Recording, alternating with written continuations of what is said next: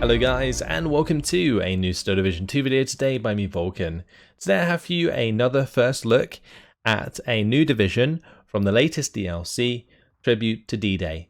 In this one, I'm going to be looking at the 17th SS-Panzergrenadier, which honestly was probably one of my least favourite divisions in Steel Division Normandy 44, but certainly has a lot going for it. It does use Volksdeutsche and has access to plenty of Stugs. And I think in Steel Division Normandy 44 as well, it was one of the only divisions to have Nebelwerfer 42s. So maybe there's going to be a bunch of those available. It's going to be interesting to see. But yeah, if you'd like to pause it and read the description, then feel free. I'm going to be jumping straight on in. So it looks like there's going to be tons of options in the Infantry tab, but the rest is relatively well balanced across the board. Only 5 tank cards is quite interesting. Probably just going to all be filled with Stugs. Let's start by looking in the Recon tab. The Recon's actually not that bad. You don't have many cards to play with, but they're not very expensive cards, and they're actually good quality. So you've got 2 3-1s, which I'd certainly bring. You've got 2 3-3s. There's also Spätrupp. Do these come in anything interesting? Oh, what is this? It's a traction car. That's pretty cool. Interesting that there's a new car in the game there. Very, very cool. All right, well, that's something to look at, I suppose. What else can we get here? Oh, you can bring in the Aufklärer in the SPW222. That's pretty important. And the SPW221 as well with the Panzerboxer, although that's not as important. But yeah, the 222, really, really nice armored car. So what I'd probably do is take the 231, 233 and some Aufklärer in the 222s, I assume. Nothing otherwise new to see here. I think the only new thing model-wise is this car. Let's jump over to the Infantry tab. Ooh, look at these. SS Legionary. Very, very nice. 4 submachine guns, 4 T-43s, Panzerfaust Molotov. Cool, and they have the fanatical trait. I don't necessarily think their weapons are going to make them that effective, but I do think they are a cool squad in the way that they are set up. That is very, very cool indeed. So I think in the Steel Division Normandy 44 you had like the SS Stostrup, but in this case we've got the SS sort of represented in this unit, and you do get 2 cards of them. I think you'd probably bring like a card in A and a card in B. It depends if you were to make this a balanced division, I guess. But considering how powerful these units could be, I think with the Molotovs and those machine guns and stuff, I'm not sure how effective the Beretta is going to be. But yeah, this could be set up to be a vanguard in theory. And you do have Volksdeutsche to back you up, the good old disheartened troops, which make up the backbone of the 17th SS. You can bring in 2 cards of these. You could bring in like Phase A and Phase B. Also got a card of the Pioneers. These are pretty standard, of course. You've got 2 cards of these. Pioneer Führer. Can these come in the traction? Oh, I'm definitely going to do that. It looks really cool. It looks like one of those like cars that the baddies come in like World War II films. You know what I mean? Like they open the door and the dramatic music starts and the guy in the SS uniform stands up and steps out, like in like the old school films. Yeah, that's really cool. Definitely going to be making use of those. Anyway, Sturm Pioneers, 2 cards of those. Very cool, although they can only come in Phase B, interestingly enough. And then you've got cards of Panzergrens. These are standard Panzergrens without Panzerfaust, and they don't have any half-tracks. You do have the DMAs, though, interestingly enough. What about the Volksdeutsche? I guess they use DMAs as well. Oh, they can, potentially, if you run out of Opel Blitzers. Okay, tank tab. So actually no Stug 3s, just Stug 4s. I thought there would be some Stug 3s in here at least. But nope, just all Stug 4s. Now Stug 4s are nice because they have the extra frontal armor compared to a Stug 3. Availability is reasonable, but you could probably get away with upvetting them for the most part. You do kind of lose 2 in Phase B, but in Phase A, losing 1 for the extra veterancy I think is probably worth it. I'm not quite sure how you'd probably put that together, but we'll come back to that when we go through and build ourselves a quick division. But nice to see the Stug 4s represented a little bit more. I think at the moment they're only in maybe 1 or 2 other divisions in the game. So Stug 4's coming out of play, that's for sure. Let's move on to the support tab. So we've got the Feldgendarmerie here. They are going to be useful actually to support the Volksdeutsche, but I'm not sure if it would be worth actually spending activation points to bring them in. Like in theory, they could be very useful, but in this case, maybe not so much with the Volksdeutsche there. Or with the activation points, sorry. But yeah, with the Volksdeutsche, they'd work quite well.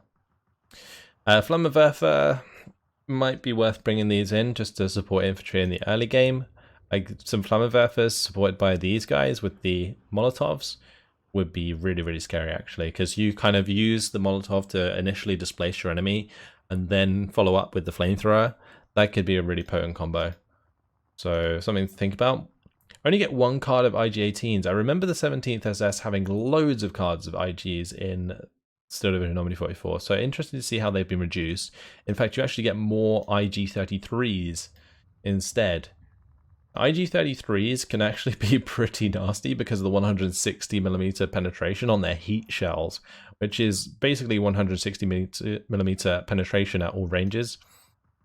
And that can be really, really good against something like IS to 1943 with the 160mm of frontal armor.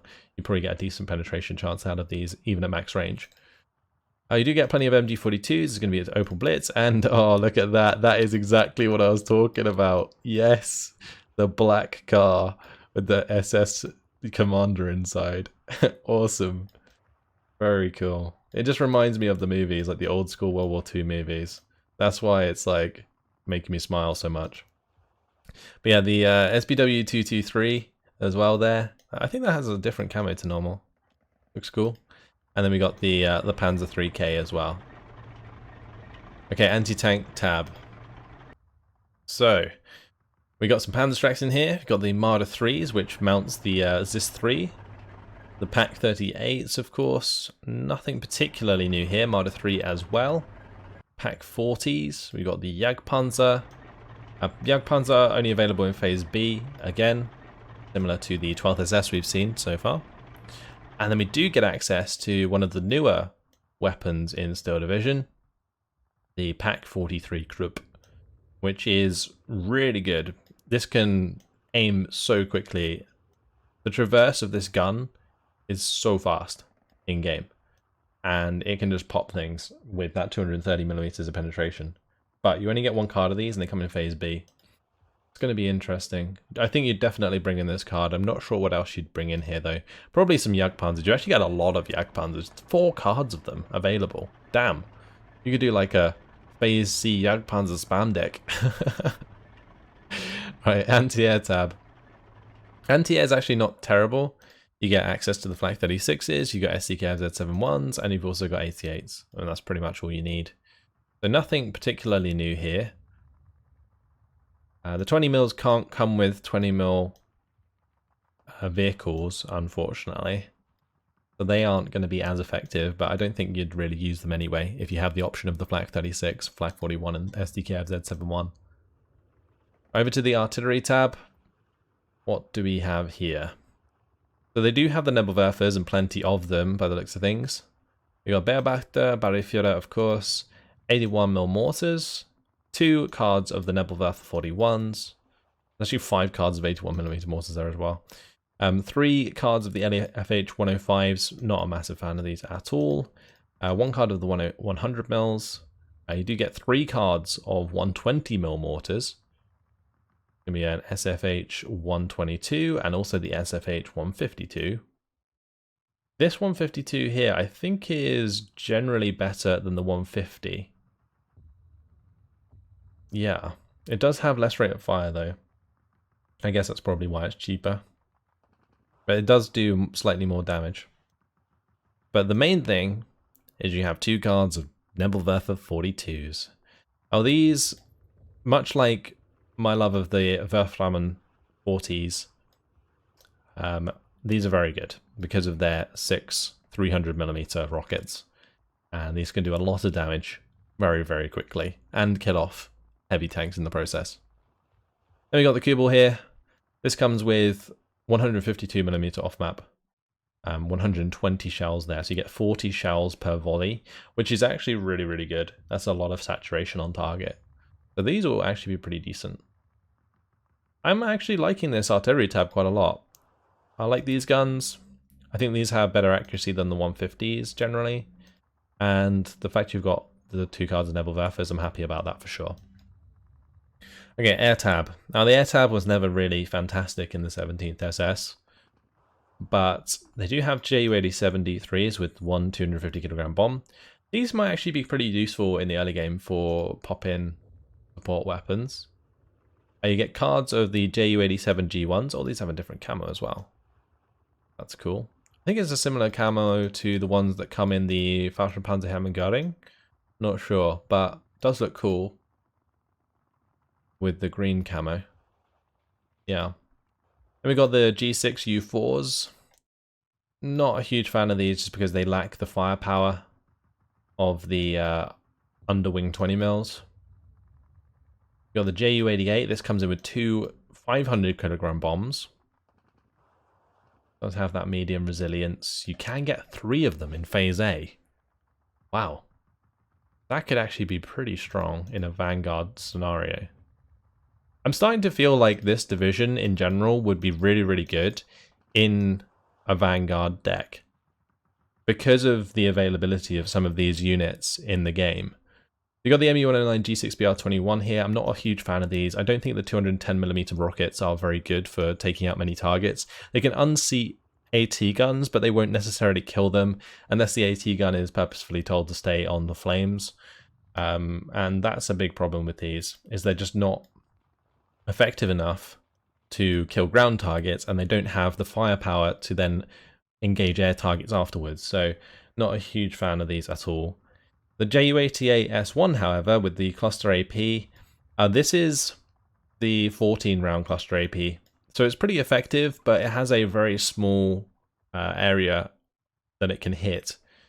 And so you've got to be pretty on point with these. And if a tank starts moving, it can be quite easy to dodge these.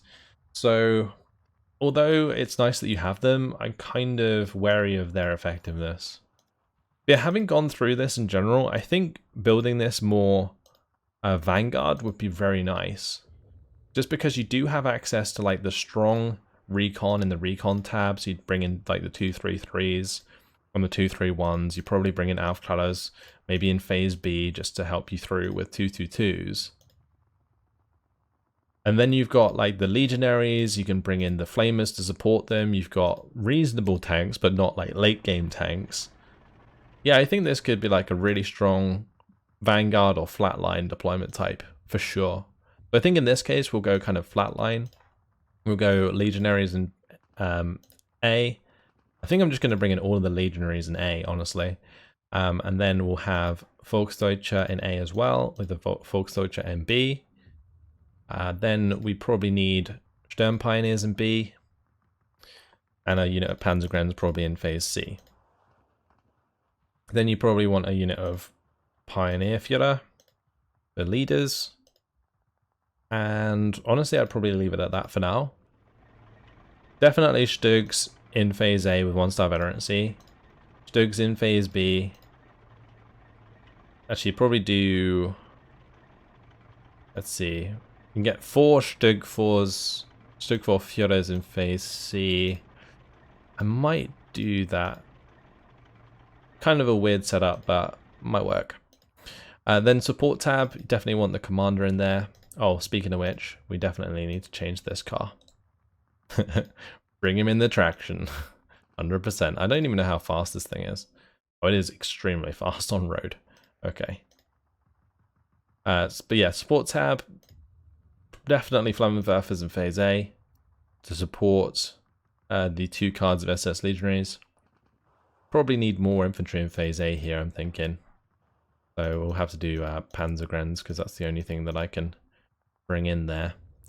Actually, I'm going to take the Volksdeutsche out and we're going to put them into DMAs in Phase B.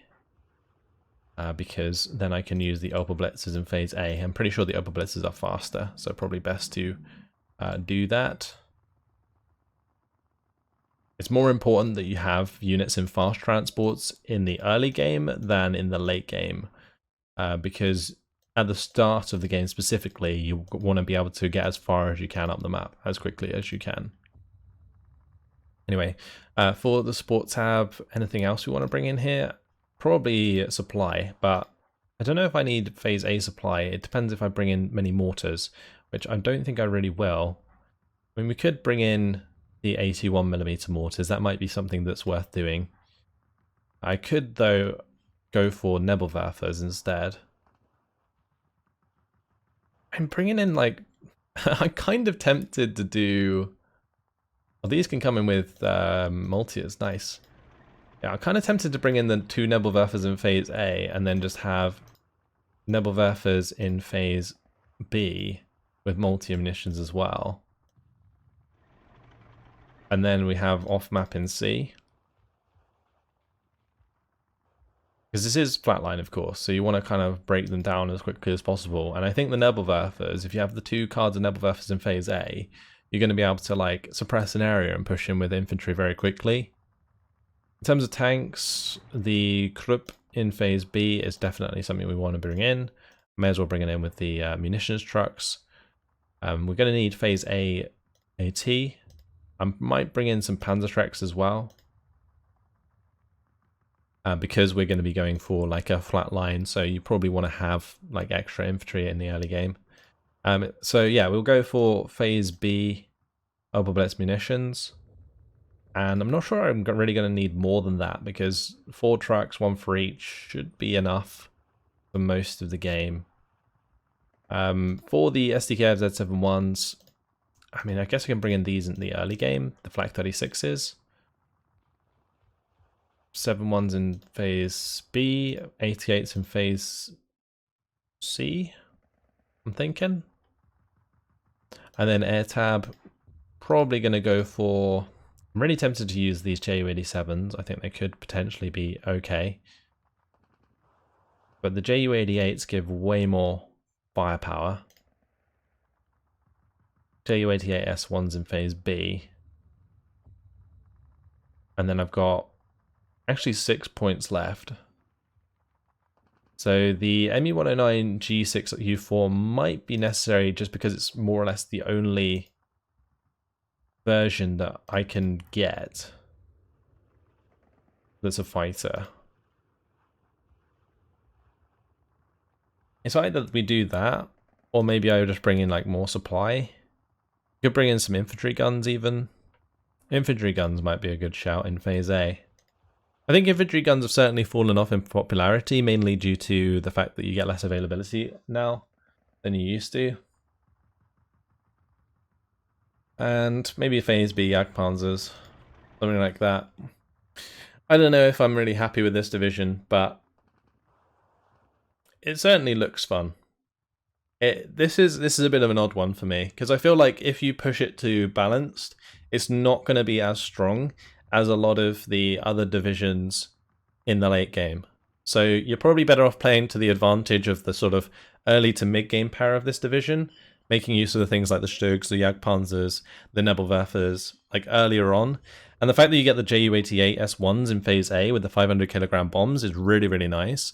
And all of these like recon vehicles that are really strong, plus the strong infantry, like being able to make that strong initial push, I think will be staple to the 17th SS and Steel Division 2.